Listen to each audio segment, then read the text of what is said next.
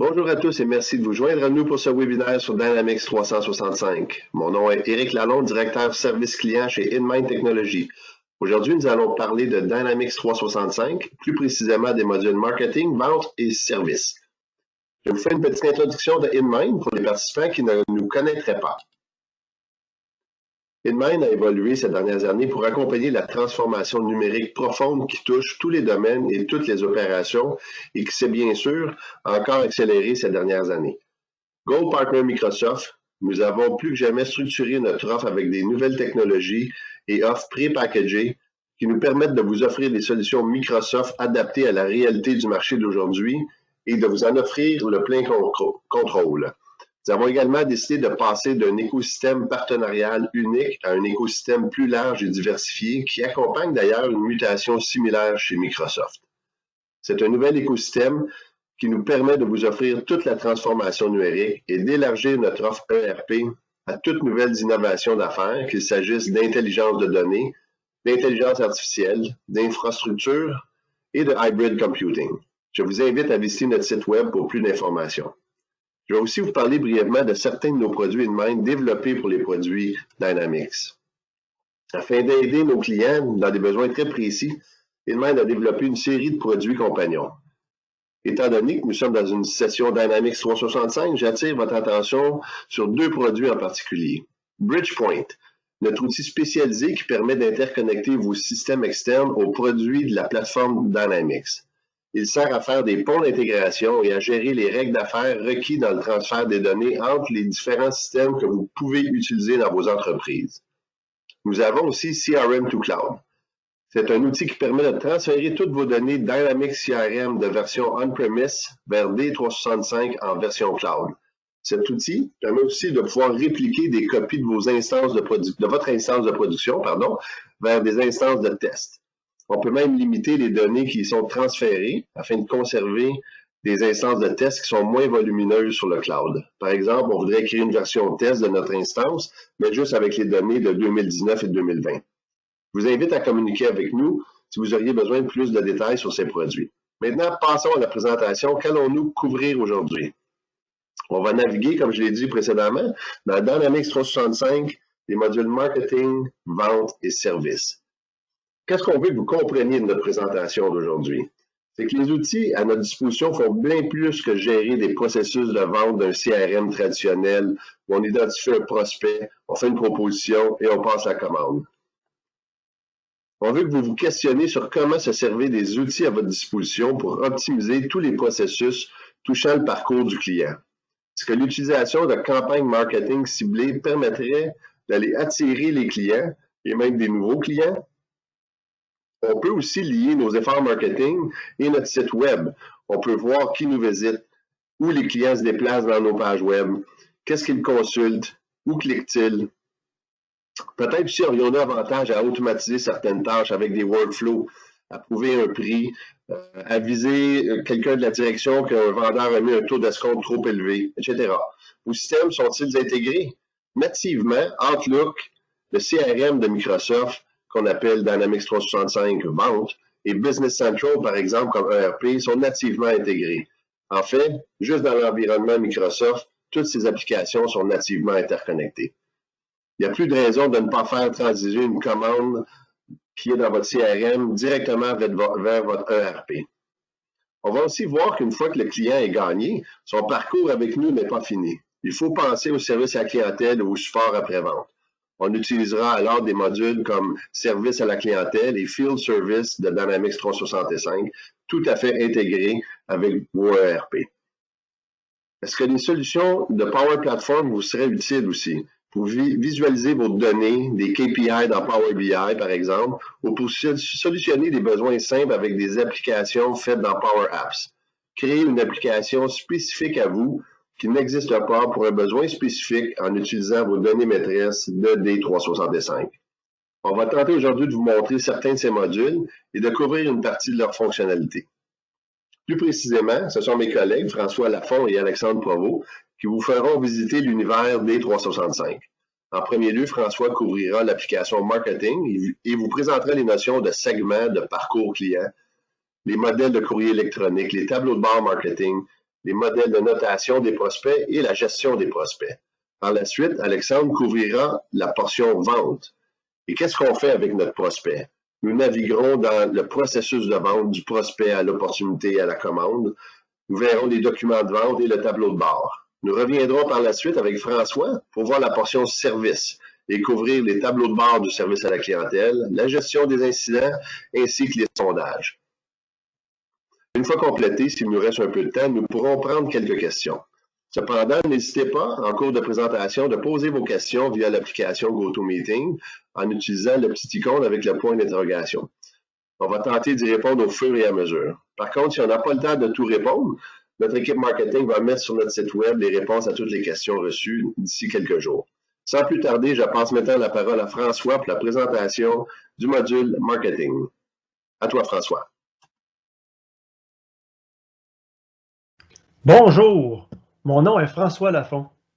Je suis un consultant senior CRM et ERP depuis 10 ans et je vous souhaite la bienvenue à cette présentation de Dynamics 365 Marketing.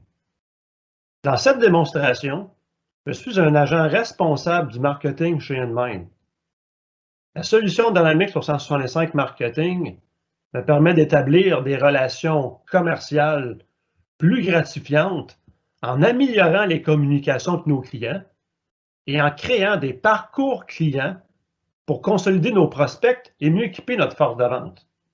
Mais qu'est-ce qu'un parcours client?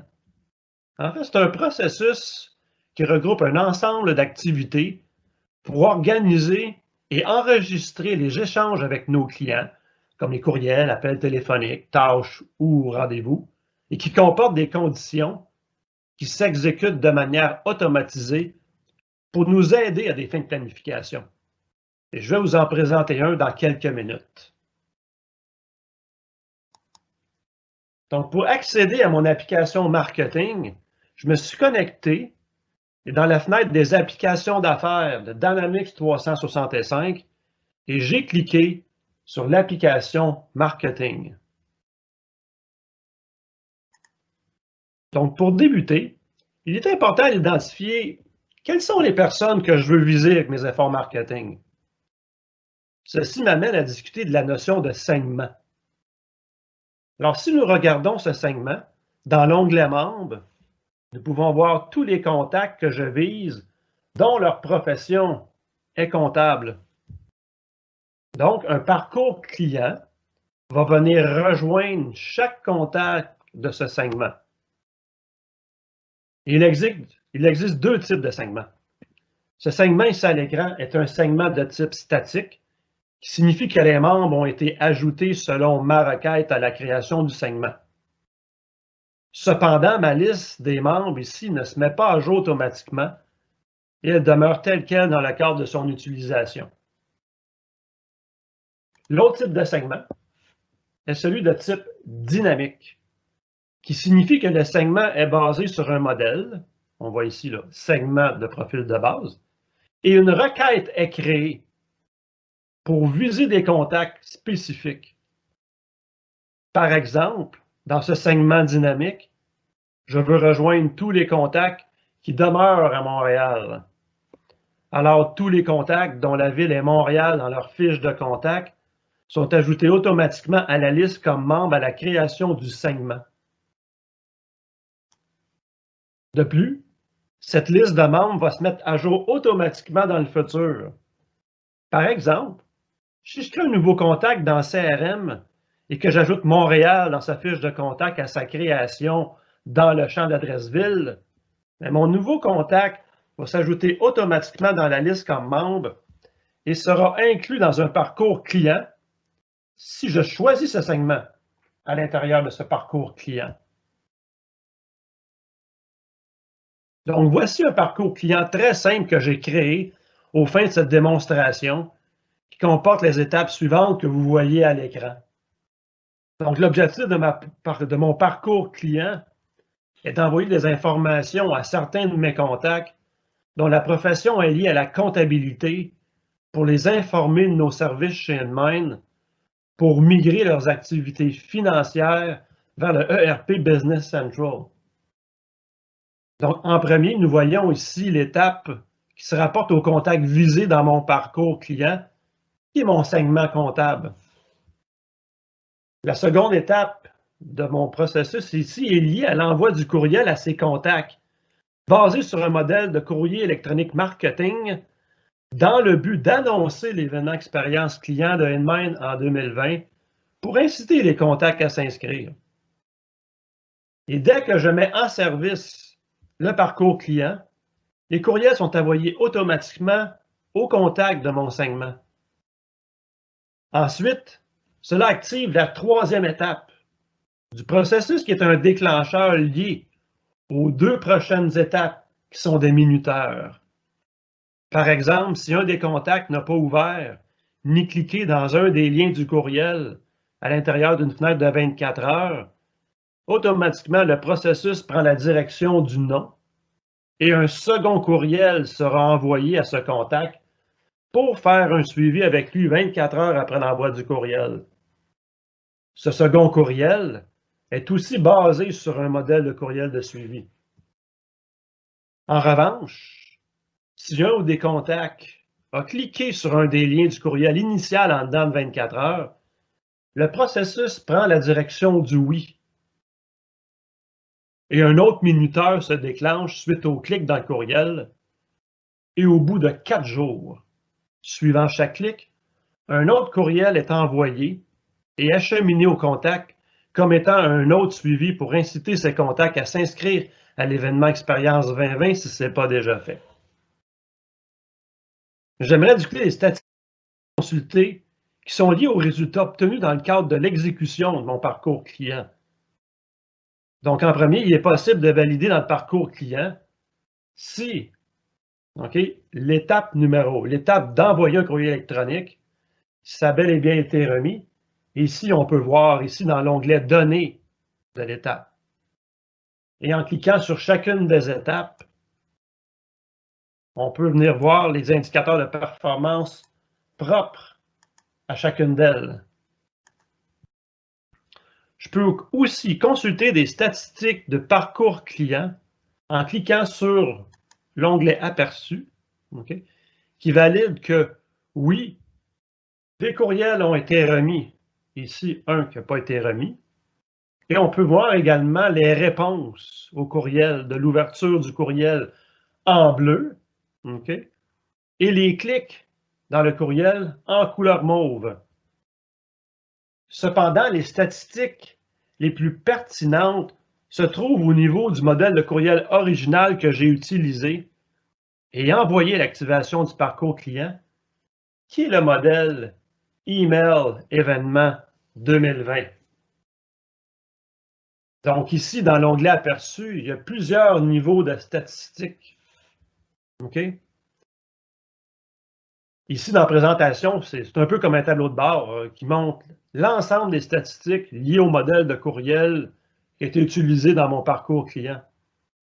Donc ici, nous voyons les chiffres recueillis selon les comportements adoptés par les destinataires du courriel au niveau du nombre de total remis, du nombre d'ouvertures de courriel, du nombre de clics, ceux qui ne seraient pas ouverts. Si je descends ici, je peux voir aussi quand même d'autres statistiques du nombre d'ouvertures du courriel, du nombre de clics. Et ici, je peux voir par type, ceux qu'on voit bloqués versus ceux remis. Donc ici, la statistique bloquée signifie que des courriels ont été envoyés à des contacts qui, dans leur préférence, dans leur fiche de contact, ne voulaient pas recevoir de courriel. Ensuite, j'observe les statistiques de clics liées à l'ensemble des liens à l'intérieur du modèle de courriel. Puis au final, la map en bas ici indique le nombre de clics selon la région du globe par pays. Et on voit ici, évidemment, que tous nos clics ont été effectués au Canada. Ici, dans la section livraison, cette statistique démontre que le courriel original a bel et bien été remis à plusieurs reprises. et avec du détail plus bas, qui montre ici des statistiques à qui le courriel a été envoyé. Dans la section Liens, cela montre notre modèle de courriel. Ici, on voit des cercles de couleurs qui indiquent qu'un clic a été fait sur ce lien.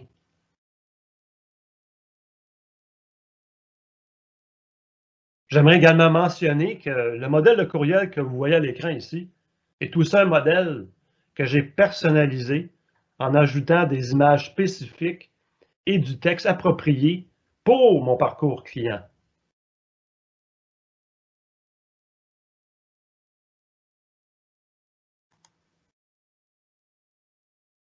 Donc ici, dans la section Interaction, cela me permet de voir l'ensemble des activités ou des comportements effectués par mes contacts au niveau du modèle de courriel utilisé dans mon parcours client.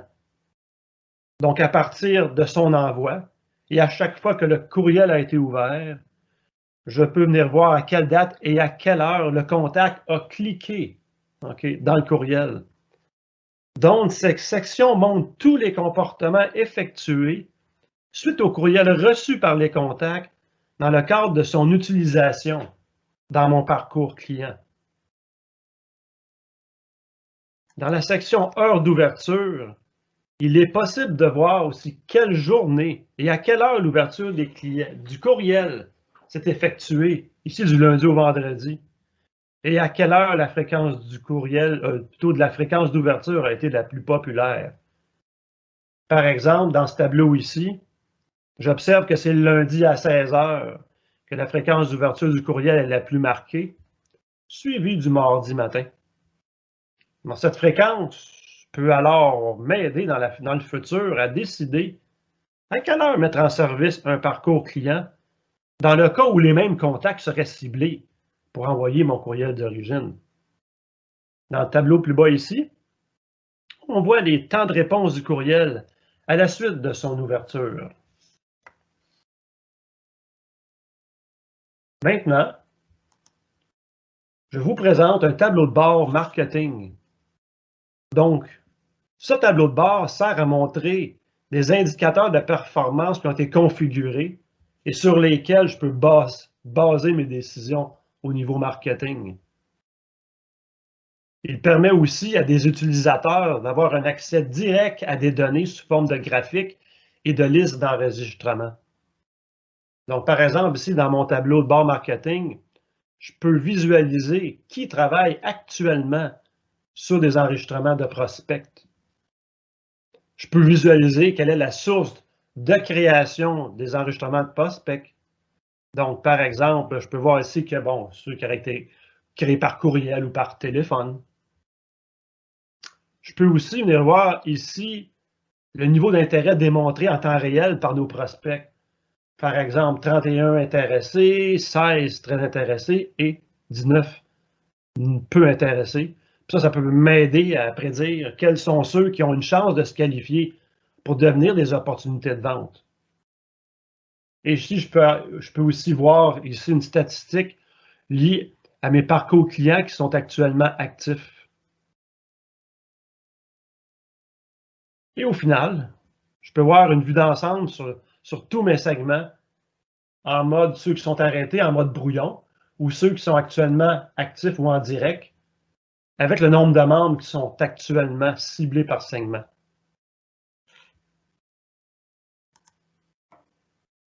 Maintenant, j'aimerais discuter avec vous de la gestion des prospects. Donc ici, on a ce qu'on appelle un modèle de notation, qui est un enregistrement créé pour venir calculer un score à attribuer à un prospect pour m'aider à classifier ma liste de prospects à travailler en fonction de ces scores calculés. Donc, dans ce modèle ici, j'utilise deux critères. Si un prospect qui est créé et qui est de la ville de Laval, le modèle attribue automatiquement un score de 50 points au prospect. Et en second, si le prospect créé est du Canada, mais qui n'est pas de la ville de Laval, cela lui donne un score de 25 points. Donc, alors, si un prospect n'est pas du Canada, il obtiendra 0 points. Donc, un prospect de la ville de Laval, automatiquement au Canada, se verra attribuer un score maximum de 75 points. Donc, suite à l'exécution de mon parcours client, Mme York a assisté à l'événement de Inmind sur Business Central. J'ai par la suite discuté par téléphone avec elle, qui a démontré son intérêt de migrer son système comptable actuel vers Business Central en ligne. J'ai alors créé un enregistrement de prospect afin de pouvoir évaluer si Mme York serait vraiment intéressée à aller plus loin dans le processus d'implanter Business Central. Mme York étant un contact existant, j'ai pu la sélectionner ainsi que son entreprise, dans l'étape 1 ici, qui est demande. De plus, suite à sa création, j'ai pu visionner le score qui lui a été attribué automatiquement grâce à mon modèle de notation, donc qui lui a accordé 25 points. Dans l'onglet Aperçu, dans la section Présentation, je peux voir les différentes interactions de Mme York qui ont été enregistrées suite à ses comportements à la suite de l'activation de mon parcours client que nous avons exploré il y a quelques minutes. Donc, celles-ci sont en train de loader. On voit ici les comportements. Donc, après quelques suivis auprès de Mme York, j'ai parcouru les étapes du processus de vente marketing que j'ai pu compléter pour la qualifier. Ainsi, Mme York étant qualifiée, je clique alors sur le bouton « Qualifier » ici. Donc, cette fonction ferme l'enregistrement de prospect et le convertit automatiquement en opportunité en remplissant tous les champs que j'avais déjà complétés au niveau de mon prospect. Il ne me reste qu'à sélectionner sa date de fermeture estimée, ici, et de venir, on va enregistrer avant, et je vais venir attribuer mon opportunité à Alexandre, qui est représentant des ventes chez Inmind, qui va pouvoir la travailler.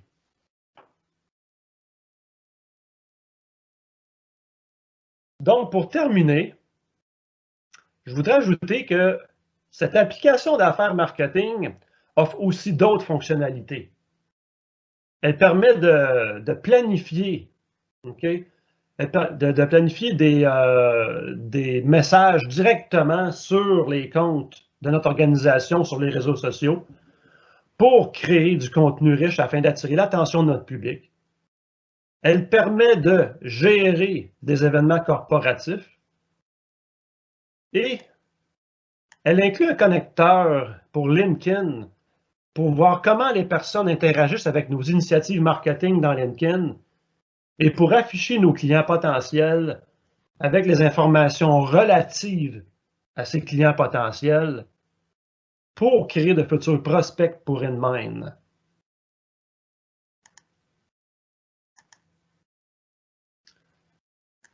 Donc, pour la suite de la démonstration, je donne la parole à Alexandre, notre représentant des ventes, qui va nous démontrer le processus des ventes dans Dynamics 365. Bonjour, je suis Alexandre Provost, je suis consultant en application d'affaires. Nous allons maintenant couvrir le processus de vente prospect-opportunité, les documents de vente et les tableaux de bord de vente. Je prends le relais de mon collègue François au niveau des opportunités dans Dynamics 365 Vente. J'ai ouvert l'opportunité qui m'a été assignée. Il y a plusieurs champs sur le formulaire où je peux ajouter du contenu pour bonifier mon opportunité. En haut du formulaire, je vois le processus de vente opportunité. C'est un flux de processus d'entreprise qui est plutôt informatif, mais qui permet aussi de faire des saisies rapides sur des éléments du processus et de faire cheminer le. J'ai eu plusieurs échanges de courriels et appels téléphoniques avec mon client concernant cette opportunité. Tous les courriels ont été synchronisés dans la chronologie grâce à l'intégration native entre Dynamics 365 et Outlook. C'est très simple de lier un courriel à une opportunité à partir d'Outlook et une fois une conversation marquée pour le suivi, les courriels subséquents seront automatiquement synchronisés dans Dynamics 365. C'est vraiment un avantage d'avoir toutes ces communications et activités en un seul endroit. Je poursuis en ajoutant des produits pour être en mesure de créer un devis par la suite. Ces produits viennent du catalogue de produits de Dynamics 365 où ils sont paramétrés avec plusieurs informations comme une idée de produit, une description, l'unité et les tarifs par défaut. Il y a plusieurs scénarios où un même produit peut avoir des prix différents. Ce sont tous des scénarios supportés nativement par Dynamics 365. De retour sur les produits de mon opportunité, je remarque qu'il y a deux façons de calculer le revenu estimé de mon opportunité, soit calculé par le système ou fourni par l'utilisateur. Lorsque fourni par l'utilisateur, on peut changer le revenu estimé directement. C'est ce revenu estimé qui apparaît entre autres dans les tableaux de bord. En fait, je remarque aussi que 25 $ pour une implantation Dynamics de Business Central, c'est vraiment pas cher. Toujours sur mon opportunité, je crée ensuite un devis afin de l'envoyer à mon client. Toutes les informations qui étaient sur l'opportunité ont été transférées sur le devis. Je peux toujours ajouter ou modifier les informations si besoin, puis je suis maintenant prêt à envoyer le devis à mon client. J'utilise la fonctionnalité qui me permet de télécharger le document pour l'envoyer en pièce jointe, créer une activité de courriel dans Dynamics 365 ou encore enregistrer dans SharePoint pour le partager autrement et toujours selon les modèles personnalisés de devis. Donc, j'ai discuté avec mon client et il veut aller de l'avant. Je dois activer mon devis pour ensuite être en mesure de créer ma commande.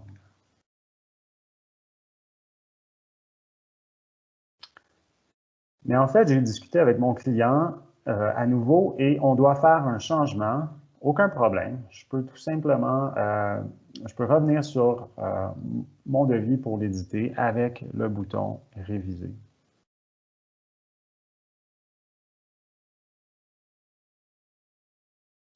Je peux faire des modifications, activer de nouveau, pour ensuite être en mesure de créer une commande. J'ai créé ma commande et encore une fois, je peux ajouter des détails sur mon formulaire.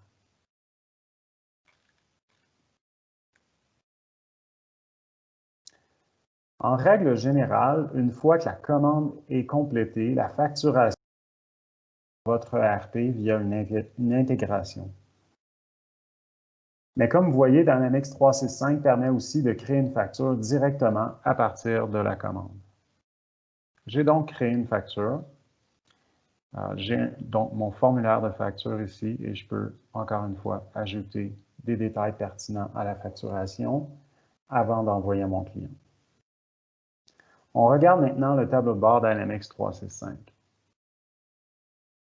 Il y a deux types de tableaux de bord, les tableaux de bord personnels et les tableaux de bord système. Les tableaux de bord système sont généralement publiés par l'entreprise et destinés à l'ensemble des utilisateurs, alors que les tableaux de bord personnels sont propres à chacun. C'est donc possible de créer des nouveaux tableaux de bord Dynamics 365 ou même d'aller chercher des tableaux de bord de Power BI. C'est possible aussi de partager le tableau de bord à nos collègues et même de l'attribuer à un autre utilisateur. Sur mon tableau de bord, j'ai choisi de mettre les tuiles suivantes. Un pipeline de mes opportunités ouvertes, qui est un graphique. Des opportunités ouvertes qui me permettent d'ouvrir une opportunité en un clic. Mes commandes. Mes opportunités fermées au cours de l'exercice.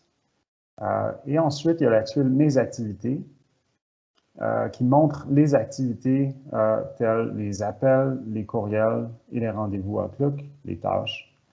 Ça me permet même de créer des activités directement à partir de mon tableau de bord. Je vois aussi que j'ai mis la tuile Mes comptes actifs. Donc, à partir de mon tableau de bord, je peux piloter l'ensemble de mes activités de vente. C'est ce qui complète la portion Dynamics 365 Vente.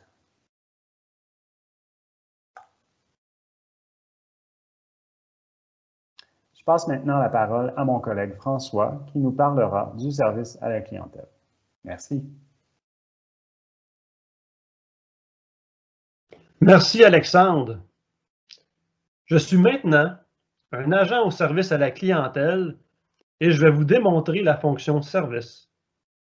Nous allons explorer ensemble mon tableau de bord du service à la clientèle, ma gestion des incidents et vous démontrer la solution de sondage.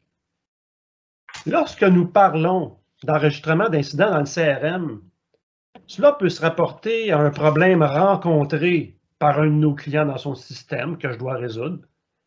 Cela peut aussi être une demande d'assistance, comme par exemple répondre à une question de mon client ou former mon client sur un point spécifique dans son système, ou il va me demander de faire un changement ou une personnalisation dans son système.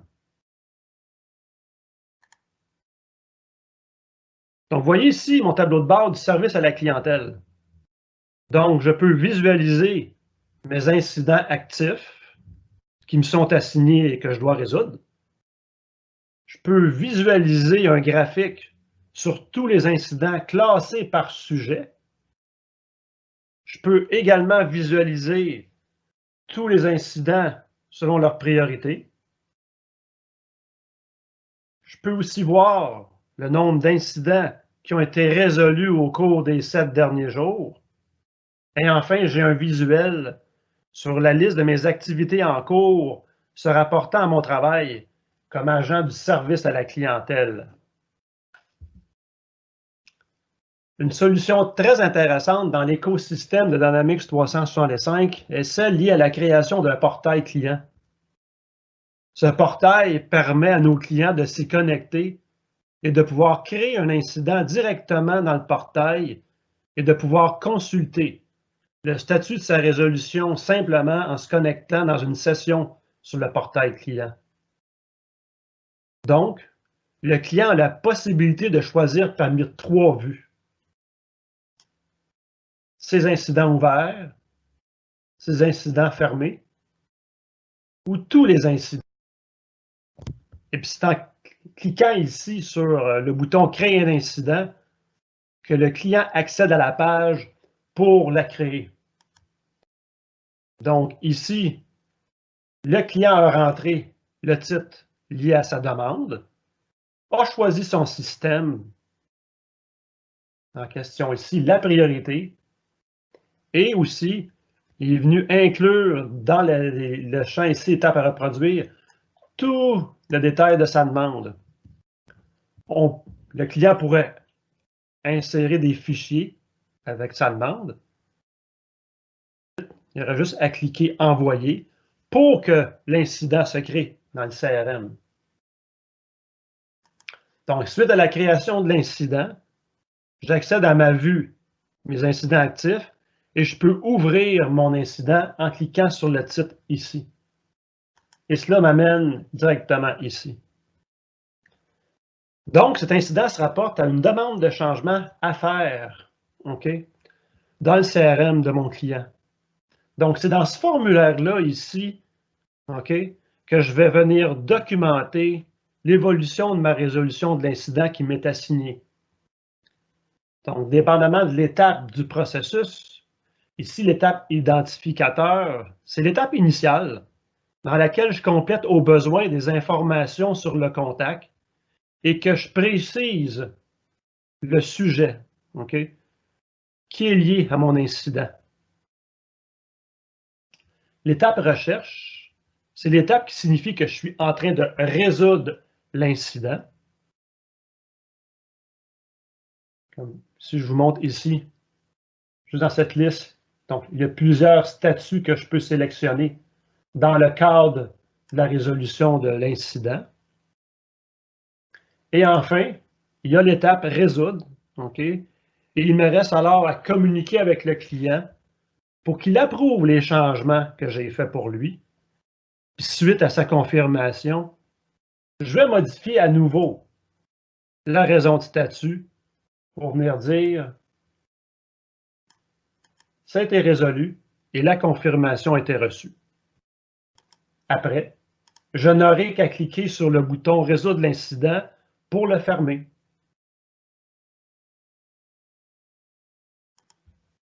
Voici maintenant le moment de discuter avec vous de la solution de sondage qui est incluse dans l'écosystème Dynamics 365. Cette solution, qui s'appelle Customer Voice, est configurée et utilisée pour créer des sondages à envoyer à nos clients. Cette solution offre déjà des modèles de formulaires selon différents scénarios, comme par exemple faire le point avec nos clients, obtenir du feedback de nos clients au niveau de leur expérience avec un de nos produits ou services et sur l'état de la livraison, du feedback suite à sa visite sur un de nos sites, ou de connaître leur expérience client avec nos départements de support. Et on pourrait aussi créer notre propre scénario ici. Donc, je vais vous montrer un exemple de sondage qui est basé sur une expérience client avec le département de support. Donc, voici le modèle de sondage pour sonder un client suite à la résolution de sa demande de support. Donc, vous voyez ici, ce sondage-là ici comporte deux questions, qui sont globales. Et ensuite, ce modèle affiche un questionnaire ici pour que le client va pouvoir venir cocher son niveau de satisfaction pour chacune des questions. Puis il est aussi facile de modifier ce sondage dans chaque section et pour y modifier une des questions ou pour en ajouter une nouvelle. Donc, je clique. Donc, dépendamment d'où est-ce que je clique, je peux venir modifier facilement le sondage. Ici, il existe aussi différentes façons d'envoyer un sondage. Donc, par exemple, on pourrait automatiser l'envoi du sondage. On pourrait intégrer du code lié au sondage dans un site web, par exemple, où les visiteurs peuvent compléter ce sondage en ligne. On pourrait venir insérer un lien dans une publication, puis une fois cliqué, ouvre le sondage dans une page web. Insérer un code QR dans une page web qui, une fois qu'il est lu par la caméra d'un smartphone, ouvre ce même sondage dans une autre page web. Dans cette démonstration, je prends l'exemple d'envoyer le sondage par courriel. Donc, il me reste ici à ajouter le ou les destinataires qui recevront le formulaire par courriel pour les inciter à répondre au sondage. Donc, ici, on voit le formulaire, ici, le modèle de formulaire. Je cliquerai sur Envoi ici pour acheminer demande de répondre au sondage-là au destinataire. Il existe aussi des statistiques que l'on peut consulter suite à l'envoi d'un sondage. Ici, dans la section Rapport, je clique sur Mesure de satisfaction. Donc, je vois des statistiques sur les satisfactions clients. Et si je clique sur Enquête, je vois des statistiques liées aux réponses obtenues des personnes qui ont été sondées.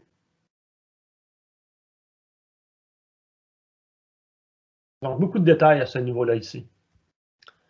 Alors, ceci termine ma démonstration de l'application d'affaires Dynamics 365 Service. Donc, j'aimerais maintenant donner la parole à Eric afin qu'il puisse continuer avec cette présentation. Merci François et Alexandre, très bonne présentation et aperçu des modules. J'espère que tout le monde qui était logué, que vous avez très apprécié. On va aller voir si on a des questions. Il y en a eu quelques-unes pendant que nous faisions la présentation qu'on a répondu. Donc, vous avez aussi accès à ces réponses-là. Une des questions qui était quand même très bonne, c'est à savoir si on pouvait monter des tableaux de bord Power BI puis les afficher à l'intérieur du CRM. Oui, effectivement, là, c'est quand on parlait au début là, de l'intégration des produits puis comment tous les produits peuvent se parler ensemble, mais oui, effectivement, c'est quelque chose qu'on peut faire. Donc, monter notre rapport. Je vais laisser peut-être un autre 15-20 secondes si les gens ont des questions de dernière minute. Sinon, naturellement, là, on est toujours disponible là, pour que vous puissiez nous rejoindre. Là. Il y a de l'adresse coordination@endmindtechnology.com pour ceux qui n'ont pas nos adresses personnelles directement. Là. Sinon, ceux qui ont nos adresses peuvent nous écrire directement. Donc, je vois pas d'autres questions. Donc, on va clore le webinaire. Vous pourrez trouver une copie là, de ce webinaire-là prochainement sur notre site web. En espérant que vous avez apprécié la présentation.